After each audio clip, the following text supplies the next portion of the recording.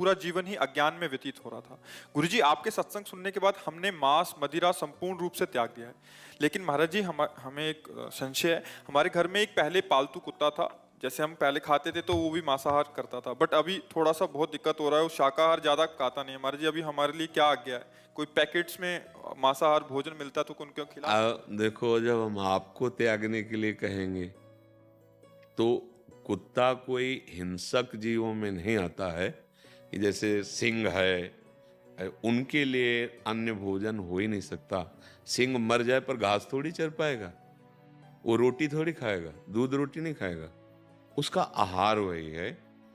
लेकिन कुत्ता अन्न से परिपक्व और पुष्ट हो जाएगा।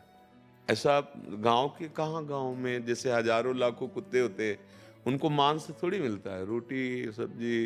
ये मान लो बाहर है तो धनी हो तो तुम्हें बिस्कुट ये खरीद के, गांव वाले कहाँ, वो रोटी चार बनाई हो, उसको दो, उसको दे दी, दो गाय को दे दी। ऐसे तो पालन पोषण के लिए अगर उसका स्वभाव बदला जाए तो आप अपना स्वभाव बदल सकते हैं, तो उसका नहीं बदल सकता।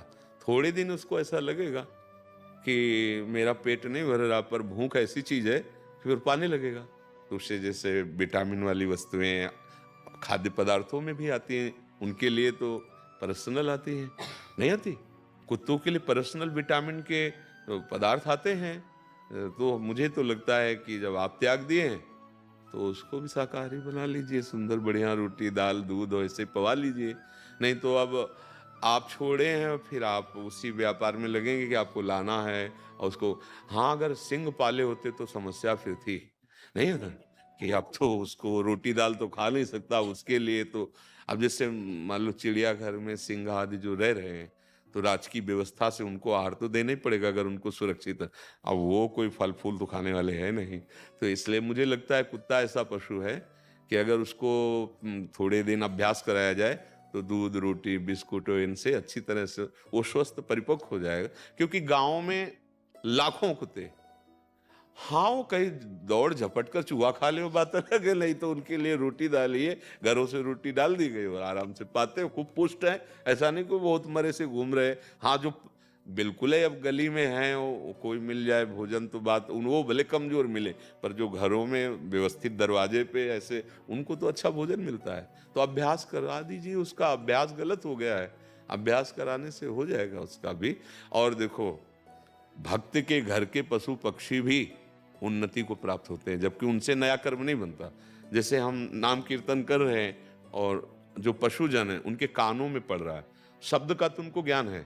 जैसे बैलों को जब हल में चलाया जाता, हे दाहिने मुड़, तो दाएं होता था, बाएं जरा सा उसको इशारा के बाएं, मतलब उनको शब्द का ज्ञान तो होता है। रुक जा, तो वही रुक जाते थे, क्योंकि किसान को तो हम जानते हैं, रुक जा तो वहीं दरे पे रुक गए, उनको चल तो वो चल दिए, मतलब शब्दों का तो ज्ञान होता है उनको। तो अगर राधा कृष्ण राम तो उनके कान में पड़ रहा है ना, यद्यपि वो उस जन्म में कोई नया कर्म नहीं कर सकते, पर संग के प्रभाव से उनका कल्याण भी हो सकता है, तो उसका भी कल्याण होना चाहिए। आप उसको सात्विक आहार दीजिए, और जैसे आप नाम जप करते हैं थोड़ा नाम कीर्तन कीजिए, वो भी सुने। हमने गिरिराज जी में एक संत भगवान के दर्शन किए प्रगट में, कि जो करताल लेकर बोलते हैं ना, हरि बोल, तो दौड़ दौड़ के आसपास के कुत्ते आते वो ऐसे, और जैसे हरि बोल तो कुत्ते भी वैसे बोलते। ये धाम के है ना, तो लगा ये भगत है, देखो भगत है, पूरी स्मृति है इसको। तो जीव को अगर हम कल्याण मार्ग में लाने की चेष्टा करें, वो तो नहीं कर सकते भजन, पर हम जैसे सुना सकते हैं, तैसे उनके जीवन को हम पवित्र भी कर सकते हैं। अब एक तोता घर में पला जिससे राम राम बुलाया जाता है, एक से गाली बुलवाई जाती है, अब वो गाली बोलेगा और राम राम बोलेगा तो मुक्त हो जाएगा। कहा नहीं जाता राम नाम सत्य है, सत्य बोले मुक्त है।